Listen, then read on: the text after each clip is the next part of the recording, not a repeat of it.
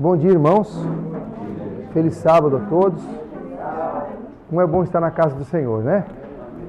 É o melhor lugar que a gente pode estar num sábado de manhã, é na casa do Senhor. Estou muito feliz de estar aqui com os irmãos. Já estive aqui por 2 ocasiões, mas nenhuma vez congregando.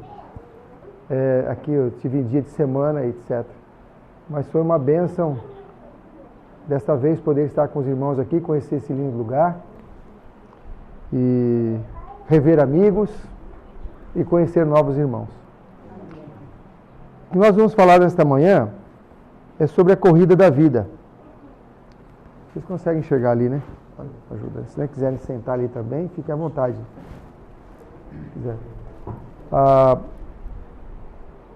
Será que nós estamos numa corrida mesmo? Vamos ver um exemplo de uma corrida que existe, uma corrida real que existe nos Estados Unidos. Está meio claro aqui, mas acho que vai dar para ver. Tem uma ultramaratona, é a maior maratona do mundo, chama Badwater. O trajeto dela é 217 quilômetros. Gente, 217 quilômetros. Não sei quanto dá 217 quilômetros, mas daqui a Ribeirão Preto. É uma corridinha daqui a Ribeirão Preto. Ela é feita em 48 horas, em média em 48 horas. O ponto de partida é nesta cidade da Califórnia, aqui, Death Valley, que fica 85 metros abaixo do nível do mar. Então não é uma corrida no plano, nem descendo, é uma corrida subindo. Você sabe o que quer dizer isso? O Vale da Morte. Vale da Morte. Começa no Vale da Morte e vai até o Monte Whitney, que fica a 2.560 metros de altitude. Começa a 85 metros abaixo do nível do mar e vai até 2.560. Gente, eu moro a 1.300 e já é alto. E vai a 2.560, muito alto. Só que tem um detalhe, não é só isso. Ela passa pelo deserto. O trajeto dessa corrida passa pelo deserto de Mojave. Olha a temperatura que dá no deserto, 54 graus, temperatura ambiente. Gente, com 38 eu já não estou aguentando mais. Isso em casa, sem correr. Temperatura do asfalto, onde eles estão pisando, 93 graus centígrados. Eles correm em cima da faixa branca, porque está um pouco menos quente. Eles têm que trocar de tênis ao longo da corrida, porque o tênis derrete, estraga. Eles dormem um pouco, tem um período para descanso também. Mas é uma corrida muito difícil. É a mais difícil que existe hoje, maratona mais difícil da Terra. Um dos campeões é esse sujeito, Zach Gingerich, 30 anos. Olha como ele treina, ele corre 200 a 300 quilômetros por semana para manter a forma. Então toda semaninha ele corre 200 a 300 quilômetros só para manter a forma. As mulheres também correm, tá? Isso não é só para homem não. Tem a categoria feminina, essa Jamie Donaldson, 33 anos, ela corre 350 quilômetros por semana para manter a forma. Só isso, 350 por semana.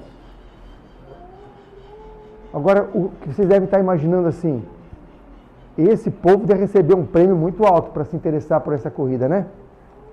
Imagina, todo esse empenho, todo esse preparo, tem pessoas que passam mal, vão para o hospital porque não aguentam a corrida. Vocês imaginam que o prêmio é uma coisa fabulosa para quem ganha, para ter tantos interessados e exigir tamanho preparo. Sabe qual é o prêmio? Vocês têm ideia de qual é o prêmio dessa corrida? Pasmem, o prêmio é um cinturão comum, só mostrando que você é o campeão, e uma medalha. É todo o prêmio que eles ganham, um cinturão e uma medalha. E não é de metal precioso, não. É um cinturão e uma medalha. Tudo isso é o que eles ganham, para se esforçar tanto. E tem tanta gente interessada, e se esforçam tanto, e se preparam tanto. 1 Coríntios 9, 24 a 27 diz o seguinte: não sabeis vós que os que correm no estádio, todos na verdade correm, mas um só leva o prêmio? Naquela corrida lá, só um leva o prêmio, em cada categoria, só um. Mas, olha, correi de tal maneira que alcanceis, e todo aquele que luta de tudo se abstém. Eles o fazem para alcançar uma coroa corruptível, um cinto e uma medalha. Isso acaba. Nós corremos por uma coroa incorruptível, pois eu assim corro, não com uma coisa incerta, assim como combatendo, não como batendo no ar, assim combato, não como batendo no ar. Antes subjugo o meu corpo e o reduzo à servidão, para que pregando aos outros eu mesmo não venha de alguma maneira ficar reprovado. O que Paulo está falando? Olha, o pessoal lá da maratona corre para só tem uma vaga, só um ganhador. Mas nós, todos que corremos, podemos alcançar o prêmio. Mas a gente tem que correr de que maneira? Qual é a maneira? De qualquer maneira? Não. Correi de tal maneira que o alcanceis. Então existe um método para correr. E ele fala assim, olha, eu não corro com uma coisa incerta. Não é uma coisa que talvez eu ganhe, não. É uma coisa certa. E por que é uma coisa certa? A nossa vitória na corrida da vida, na corrida para Canaã celestial, na corrida cristã. Por que ela é uma coisa certa? Por quê? Garantiu, né? Porque fiel é o que promete, muito bem, que aquele que promete é fiel. Deus deu garantia de vitória. Nós acabamos de cantar o que posso? Todas as coisas. E uma das coisas é a vitória na carreira cristã. Essa vitória é prometida por Cristo. E Cristo não mente. Sua palavra é fiel. Agora veja só. Olha, irmãos, tem uma semana de oração só nesse texto aqui, então nós não vamos pegar toda a sua profundidade, mas algumas coisas. Ele combate não combatendo no ar. Você viu que o pugilista fica batendo em coisa nenhuma? Mas ele bate em quem? Quem que ele bate? Esmurro o meu corpo, diz outro verso. Esmurro o meu corpo e o reduzo à escravidão. Uau! Quem é nosso inimigo? Nosso maior inimigo? Nós mesmos. E ele combate contra ele mesmo. Irmãos, não estou ensinando o autoflagelo aqui não. Por favor, não entendam isso. Tá? Não é penitência. Alguns leem isso aí e acham que interpretam que a pessoa tem que se autoflagelar. Não é isso. O que é isso, irmãos? Qual é o combate? A irmã Francisca falou ali. É contra a nossa própria vontade. É contra o nosso desejo de fazer aquilo que nós queremos, quando o que nós queremos está em contradição com o que Deus quer. Essa é a luta. É isso que tem que reduzir a servidão. Porque senão a gente prega aos outros, participa das campanhas, distribui livros, vem à igreja, faz tudo que a gente imagina que deve fazer, mas vai ficar reprovado. Porque a gente não reduziu o nosso eu à escravidão. Escravidão, a Gabi acabou de falar hoje na escola sabatina que não tem liberdade. A nossa liberdade é de escolher a quem servir. Ou servirmos a Deus que nos vai dar glória, poder, saúde, felicidade, bem-estar, alegria, ou escolhemos o inimigo que vai nos dar só tristeza, nos engana com um período curto de pseudo-felicidade para depois nos dar a morte. Essa é a corrida cristã. E todos nós estamos nela, querendo ou não. Todos nós estamos nela.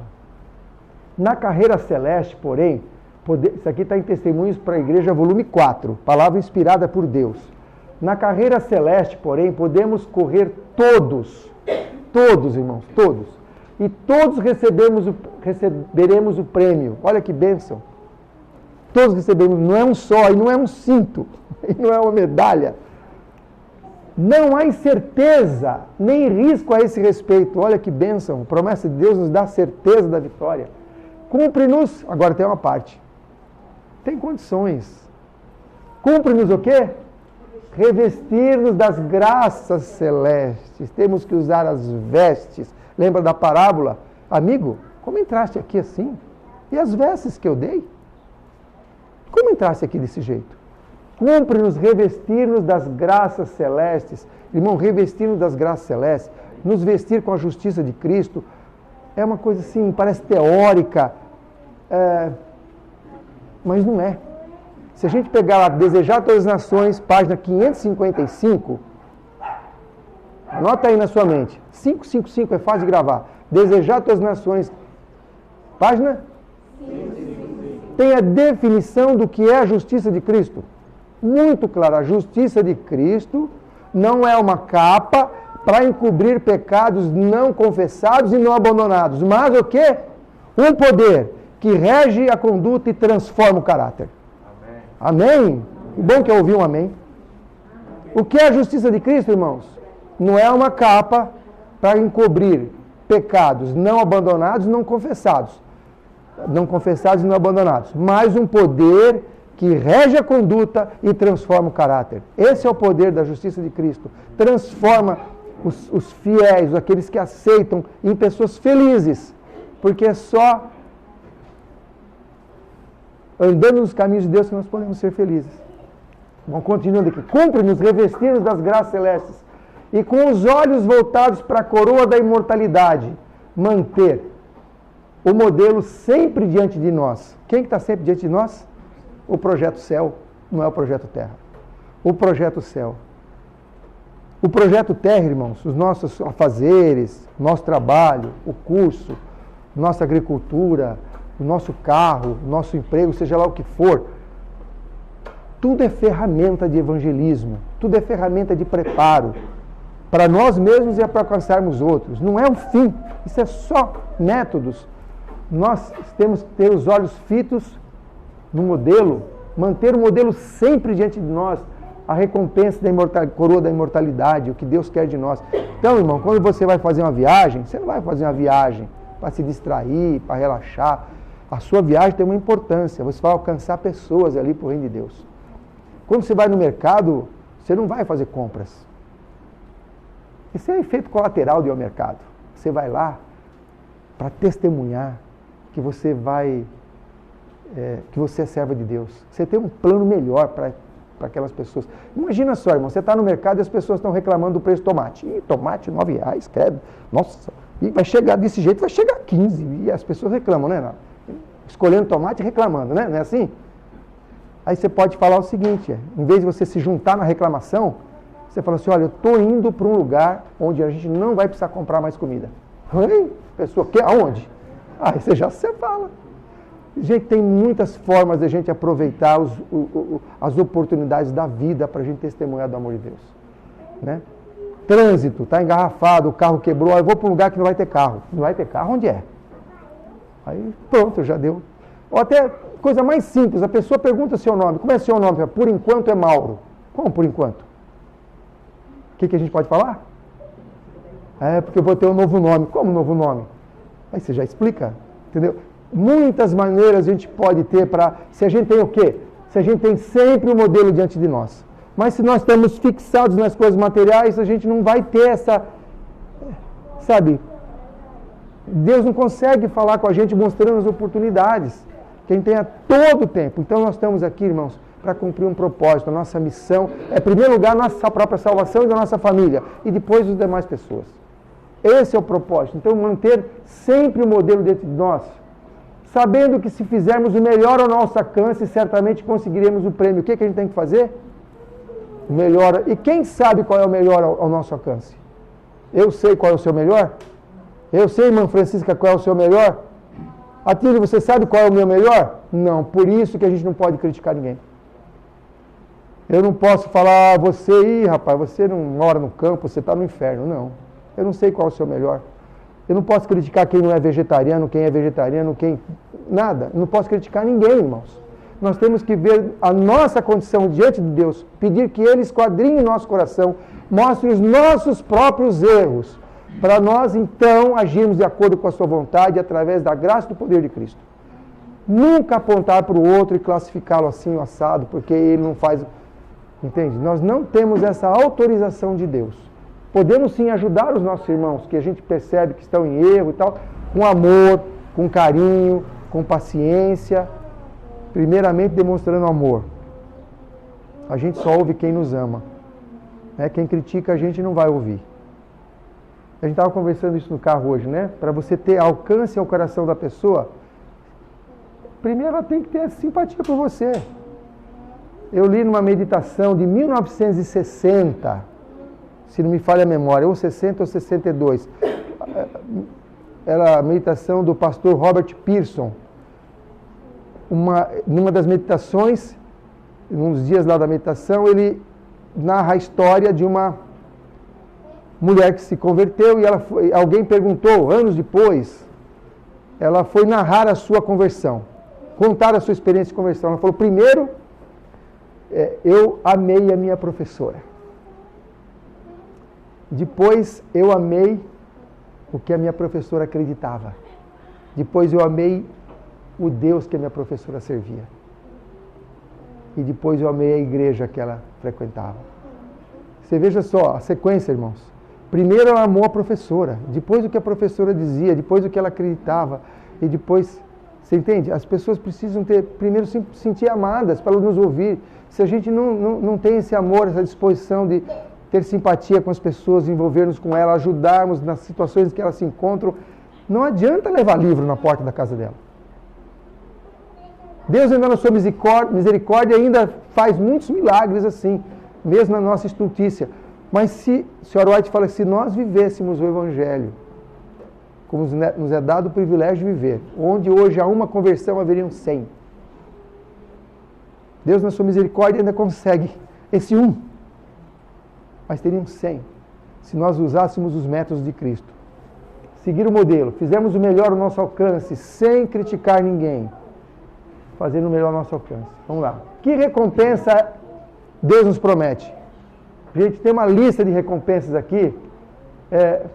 Eu vou ler só a última, mas vocês peguem lá todas as recompensas que Deus dá às igrejas de Laodiceia, às igrejas do Apocalipse. Tem cada final de texto de igreja tem uma recompensa. Mas eu vou ler o último só, 3:21. Apocalipse 3:21 é a recompensa para o nosso tempo. Olha só a recompensa, irmãos. Ao que vencer, dar-lhe-ei o quê? Que se assente comigo no meu trono, assim como eu venci e me assentei com meu Pai no seu trono. Vocês não têm ideia que é isso? Eu não tenho ideia. Eu não tenho ideia. O que é assentar-se no trono de Deus? Sabe quem queria se assentar no trono de Deus? Quem?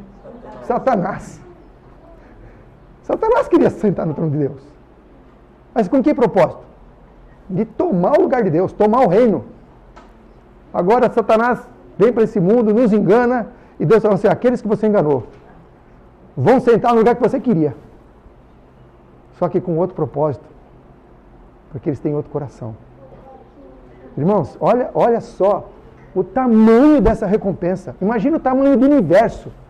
Se Deus tivesse colocado o nosso mundo lá no fim da linha, na última galáxia, aquela que depois acabava tudo, nem sei se existe isso, mas lá no finzinho, e a gente visse a Deus uma vez a cada 2 trilhões de anos, porque já estaria ótimo demais. Mas o que Deus faz? Ele pega esse povo rebelde, esse povo que crucificou seu filho.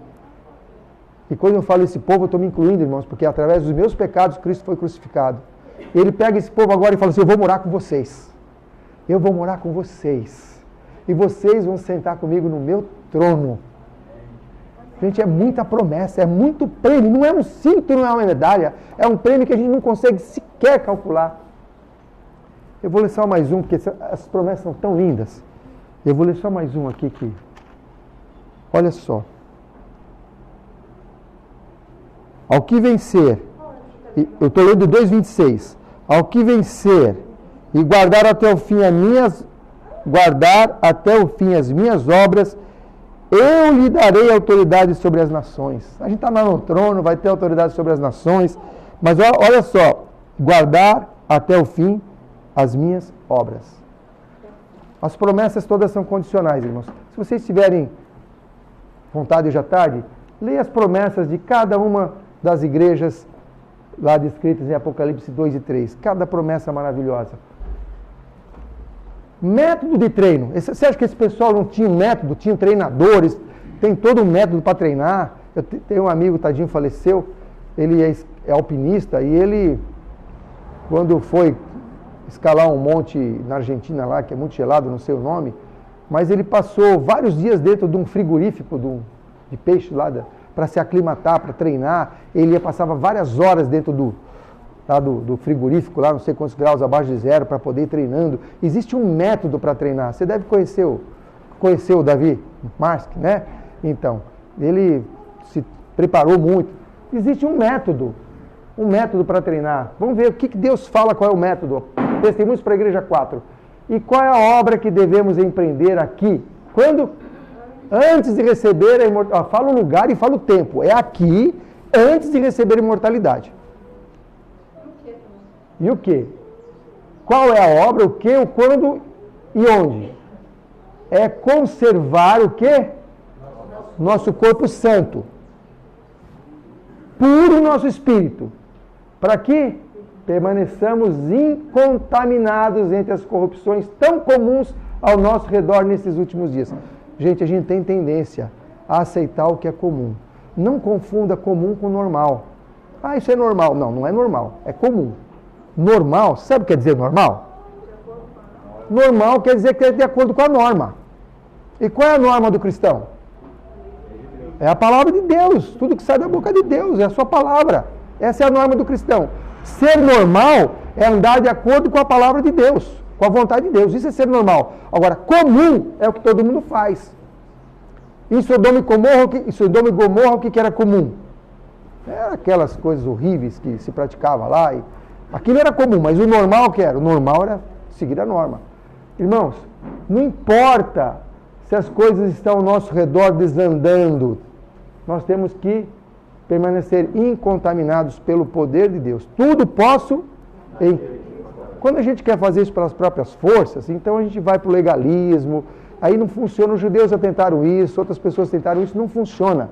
A gente não consegue, é impossível fazer qualquer bem, porque do homem nada vem de bom do homem. Temos que permitir que Cristo opere em nós o querer efetuar, nos entregando nas mãos dele, assim teremos condições de completar a carreira. O método é esse, irmãos, é conservar nosso corpo santo. E nós temos algumas orientações de como conservar nosso corpo santo? Será que temos? Será que a gente tem algum livro que o Senhor inspirou sua serva para o nosso tempo, nos ensinando como conservar nosso corpo santo? Vocês lembram de algum? Ciência do Bom Viver? É o livro do ano. Olha, gente, essa é a igreja de Deus, irmãos. Nós temos que ter consciência que a igreja de 27º dia é a igreja de Deus. O livro deste ano que a igreja está estimulando e motivando os irmãos a lerem é o livro Ciência do Bom Viver. A gente lê esse livro. É um livro que ensina como manter o corpo santo. E tem outros mais. Qual outro seria? Conselho sobre alimentar, conselho sobre saúde, temperança, mensagem aos jovens, tem um monte de coisa. Lar adventista. E puro o nosso espírito. Então, aí tem muito mais. Gente, Caminho a Cristo. Quem não leu Caminho a Cristo, por favor, leia. Você não consegue...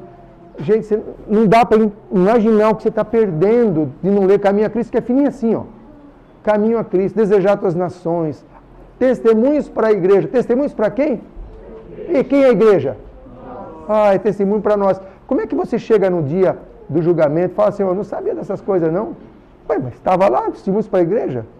Mas eu não li. Não li por quê? Porque eu não quis. Vai ficar muito fraca a sua defesa. Sabe? Está ali, o Senhor levantou uma serva, escreveu durante 70 anos, com dificuldade, com oposição, com tribulações, escreveu uma mensagem para a sua igreja. Testemunhos para quem? Para a igreja. E a gente não lê. É igual ir no médico pegar a receita e pôr no bolso e não usar o remédio. O que você imaginaria de uma pessoa que faz isso?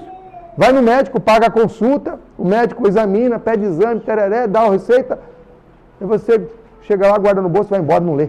Nem lê, nem se interessa. O que você diz de uma pessoa dessa? É doido, né? É meio doido. Então é isso que a gente faz. A gente tem essa atitude às vezes. Testemunhos para a igreja são 9 volumes. Eu não sei, que é o Tílio, que é diretor do grupo, faz um plano de compra esses 9 volumes e deixa à disposição aqui. Já tem aqui? Que benção, já tem. Então agora é só ler, irmão. Faz fila para ler. Um pega o dois, vai trocando. É muito bom, é uma benção. Eu não posso contar aqui como foi a nossa experiência depois da leitura desse livro.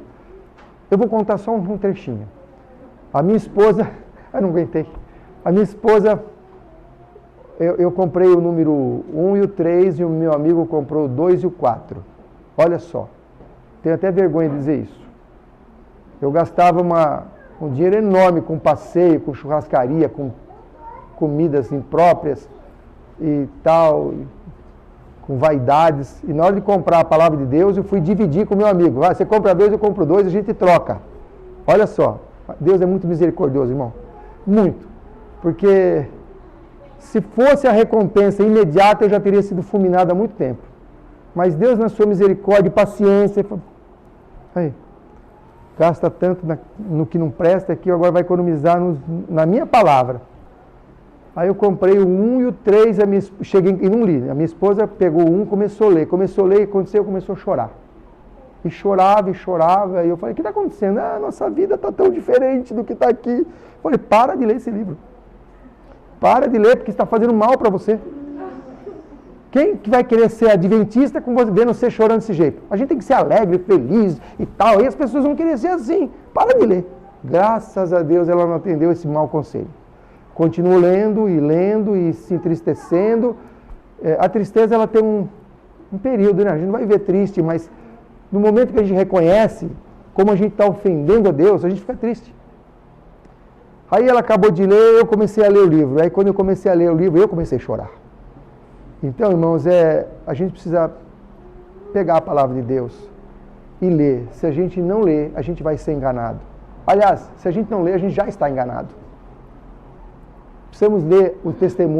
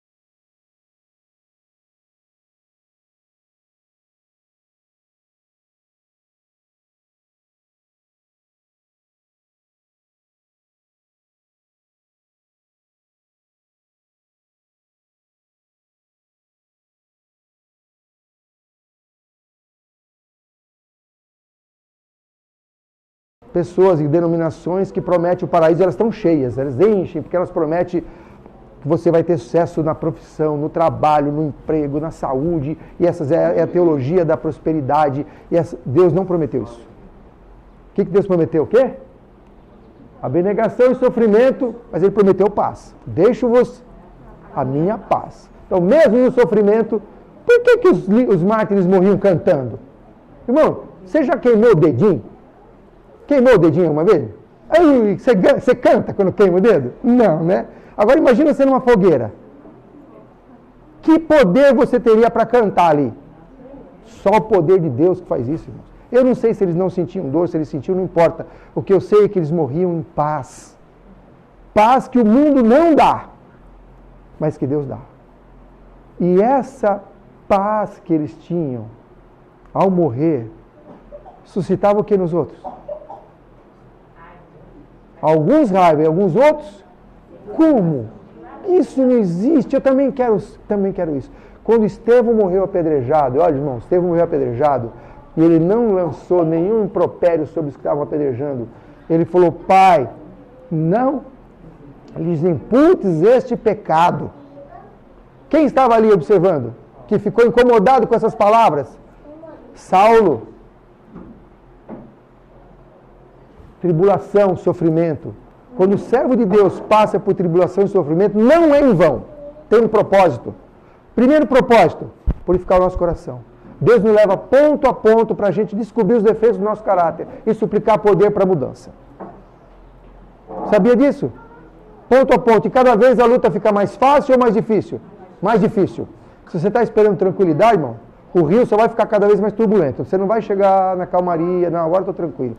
Mas cada vez mais difícil. O Senhor coloca a gente numa escolinha da tribulação, para a gente ir aprendendo e santificando,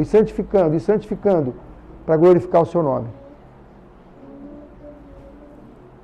Abnegação. O que é abnegação? Abnegação é a negação do eu.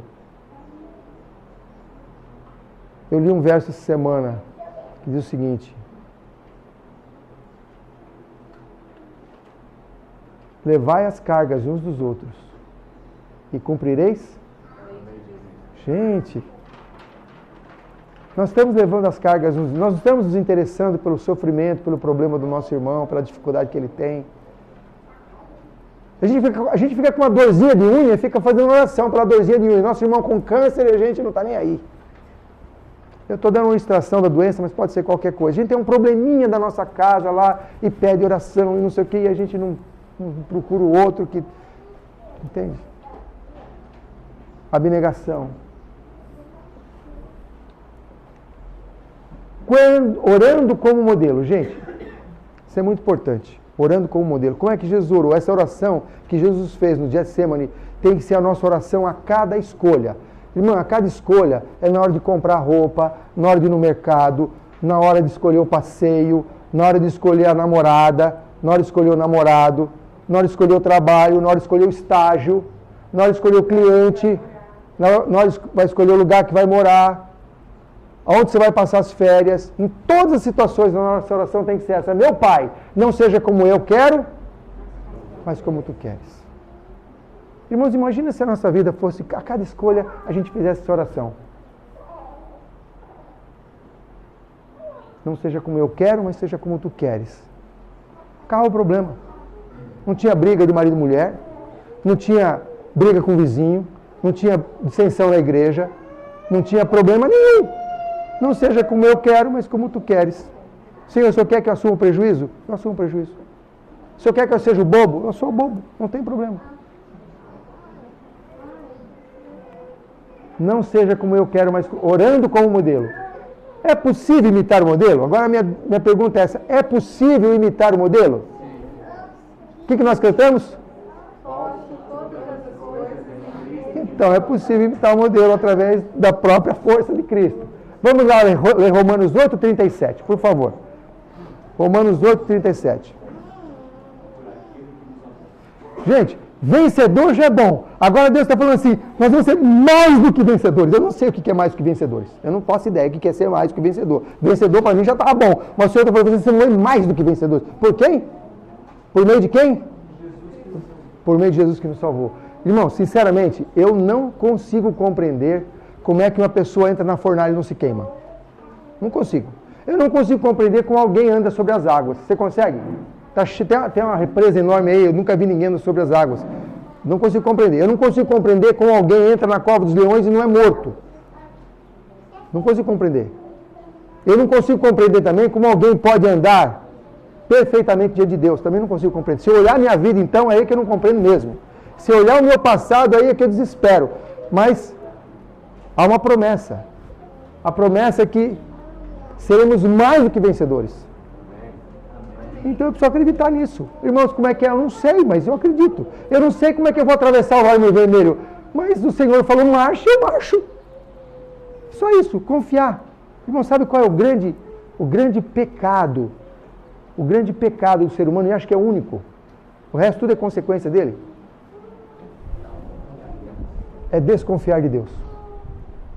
Se Satanás tiver a vitória sobre nós na questão da confiança em Deus, como é que Eva pecou? Desconfiou de Deus. Ah, tem coisa melhor, o Senhor me escondeu, né? O que é que Adão pecou? Ah, sem Eva eu não vivo. Deus não vai prover nada melhor para mim do que a Eva. Vou morrer com ela. Desconfiar de Deus. Aqueles que se ajoelharam diante da estátua, pecaram por quê? Ah, o Senhor não tem poder para me livrar dessa, é melhor me ajoelhar aqui. Todo pecado, a base dele é desconfiança de Deus. E como é que alguém pode viver com Deus na eternidade desconfiando dele? Não tem jeito, irmãos. Confiança em Deus é a base do relacionamento. Qualquer relacionamento, a base é confiança. Se nós não tivermos confiança, o casamento não funciona, o namoro não funciona. A confiança mútua, tem que ter confiança. Filipenses 4:33 nós cantamos e tem Lucas 1:37. O Lucas 1:37. Qual é o Lucas 1:37?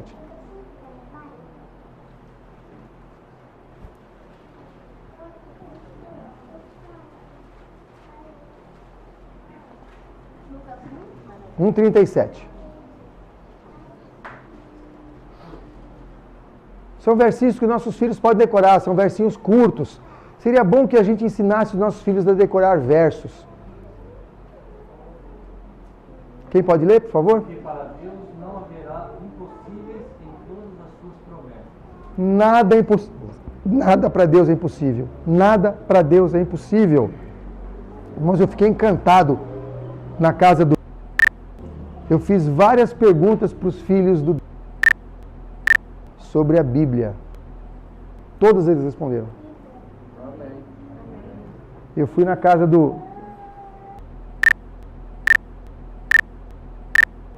E fiquei encantado também. E a sua irmãzinha responderam as perguntas também de bíblicas. E não só responderam, eu fiquei encantado com os hinos que eles pediram.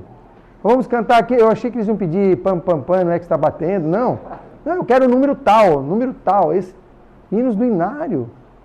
E cantam com entusiasmo. Castelo Forte, o hino que a pequena... 2 anos tem no Castelo Forte. Imagina, irmãos, que bênção. Olha, então, que Deus abençoe lá de vocês, viu? Tanto de vocês, eu fiquei encantado com os filhos, com a harmonia, com a dedicação. Crianças que fazem o culto todo dia com os pais, aqui tem isso. A gente tem que reerguer o altar da família, irmãos. Eu não sei, eu não conheço vocês, por isso que eu posso falar livremente, mas nós precisamos fazer o culto de manhã e à noite. Os pais, na ausência do pai e a mãe, reúne a família e reerga o altar da família. Faça o culto. Demore-se lá, de acordo com a idade da criança, maior ou menor tempo, mais ou menos tempo, adequado à idade, um culto interessante, um culto que não seja só formal, mas um culto que atinja o coração, que todos participem do culto. Isso vai treinando as crianças para a igreja. Crianças reverentes no culto em casa são reverentes na igreja. Não adianta querer que a criança seja reverente só na igreja, se em casa ela está bagunçando. Então, eu fiquei encantado, parabéns, Deus abençoe e continue abençoando lá de vocês, que essas crianças, se a nossa geração não conseguir levar a mensagem, concluir a mensagem, que esses sejam os finalizadores da obra do Senhor. Que talvez eu, ainda cansado, ainda veja essas crianças pregando. Qual é a minha parte? Nós temos uma parte a fazer, irmãos? Se alguém quiser vir após mim, e nós estamos aqui porque nós queremos seguir Jesus, senão vocês não estariam aqui. Se alguém quiser vir após mim, renuncie-se a si mesmo, tome sobre si a sua cruz e siga-me. O que é renunciar-se a si mesmo? Irmãos, essa aqui é a ciência da salvação, é renunciar-se a si mesmo. O que Satanás falou? Eu subirei, eu estabelecerei o meu trono. Não tem lugar para o eu na lei de Deus. Vocês já perceberam que na lei de Deus não tem lugar para o eu? Os primeiros 4 mandamentos, quem está em primeiro lugar? Deus. Os outros 6 mandamentos é voltado para quem? E cadê o eu? Cadê os direitos individuais? Onde está na lei de Deus? Não tem. É Deus e o próximo, não tem direitos individuais. Eu estava conversando com um americano sobre isso, falou, gente, isso para o americano é muito difícil. Abrir mão dos direitos, é muito difícil. Eu acho que não é só para o americano, é para nós também. Imagine, irmãos, a gente no casamento. Quantas coisas a minha esposa teve que abrir mão para me suportar. Não é fácil suportar homem, não. Eu estou falando para os homens, não é fácil. As mulheres são organizadas, tem todo...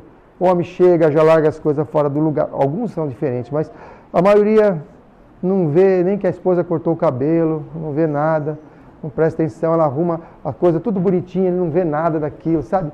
Não é fácil. Faz uma comida gostosa, não agradece. Pensa que é milagre, mágica. Pôr a roupa suja no cesto e depois ela aparece limpinha e passada no guarda-roupa.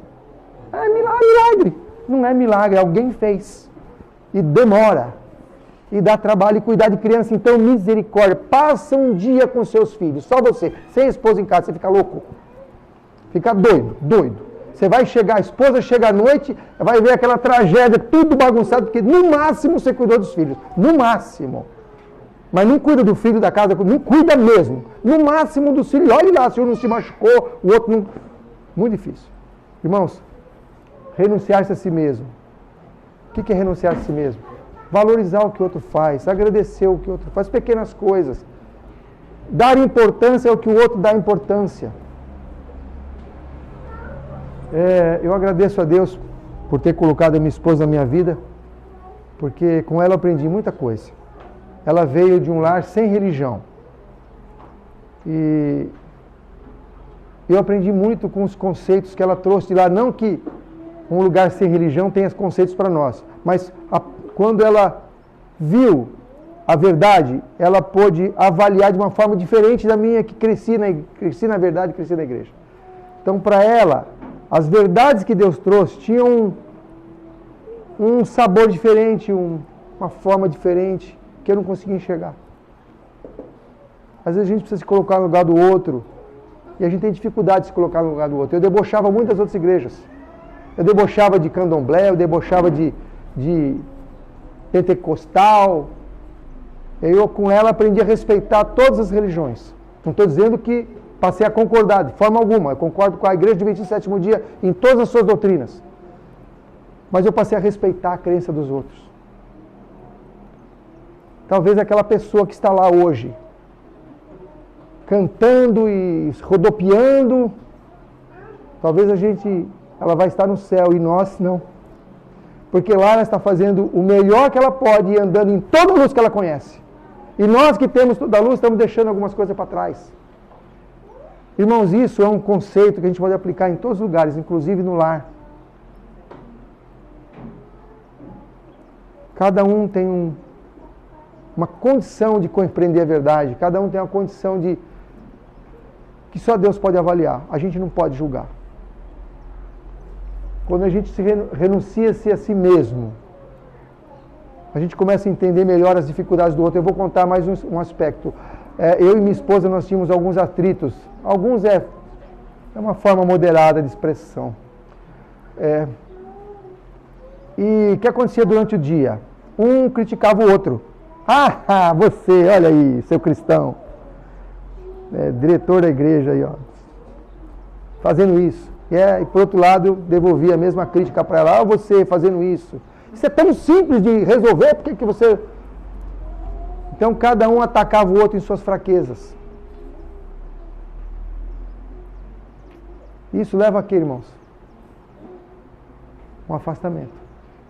Aí se afastando, não produz crescimento. Graças a Deus, um dia, não sei como foi, mas um dia nós passamos a orar juntos. Orar juntos, a oração secreta. Sabe aquela oração secreta? Não é a oração do culto, a oração secreta. Como nós somos uma só carne, nós resolvemos orar juntos a oração secreta. Não que a gente não possa fazer isso separadamente, pode e deve. Mas em algum momento, principalmente pela manhã, nós passamos a orar a oração do casal. E aí, presta atenção, casados e solteiros também, para pôr em prática nas suas vidas se quiserem. Aí a gente abriu o coração a Deus e o outro ouvia. Cada um fala um pedaço da oração, começa, aí depois o outro continua, e outro para e continua, não tem regra. Vai falando conforme a necessidade do coração. Só que nessa oração particular e secreta do casal, a gente abre o coração a Deus e o outro ouve. Aí ele vê a sua necessidade, a sua angústia diante de Deus, suplicando poder para vencer os defeitos. Aí sabe o que aconteceu, irmãos? Um milagre. Um milagre de Deus. Quando eu errei numa coisa que geralmente ela me criticava, agora em vez de ela me criticar, ela me chamou para orar. Falou, Xungo sou eu, sabe? É meu apelido. Xungo, vamos orar? Aí nós tínhamos um lugarzinho separado na sala lá para a nossa oração, durante o dia. Porque ela viu que eu escorreguei naquilo que de manhã eu pedi poder para Deus. E da mesma forma, quando ela passava por um deslize, naquilo que ela tinha pedido, Senhor, me ajuda nisso, mas no decorrer do dia a gente às vezes perde de vista o modelo, escorrega, aí vamos orar. O que aconteceu, irmãos? Houve uma aproximação, uma ajudadora. Agora eu tenho uma ajudadora, não uma pessoa que me critica. Agora ela tem um ajudador, não uma pessoa que a critica. E nós vamos nos aproximando e juntos caminhando em direção a Deus. Irmãos, muda muita coisa quando a gente faz isso. Negar-se a si mesmo. Tome sobre si a sua cruz. Todo o céu está esperando para que vindiquemos a lei de Deus. Todo o céu. Está esperando para quê? Vindiquemos a lei de Deus. Irmãos, cada texto desse daria um sermão. Mas eu tenho que passar por cima por causa do horário. E agora vamos para o último texto. E Deus limpará de seus olhos toda lágrima. E não haverá mais morte, nem pranto, nem clamor, nem dor. Porque já as primeiras coisas são passadas. Que bênção. Eu tenho certeza que aqui tem pessoas que perderam parentes. Eu perdi minha mãe faz 1 mês e 1 semana. Eu sonhei com ela 15 dias seguidos. Todas as noites eu sonhei com minha mãe. Agora eu tenho sonhado com mais espaçado. Eu sinto falta. Hoje eu chorei por causa dela. Eu lembrei dela num momento e me entristeci muito. Eu não sei quem perdeu um filho, mas é muito mais triste que perder um pai e a mãe.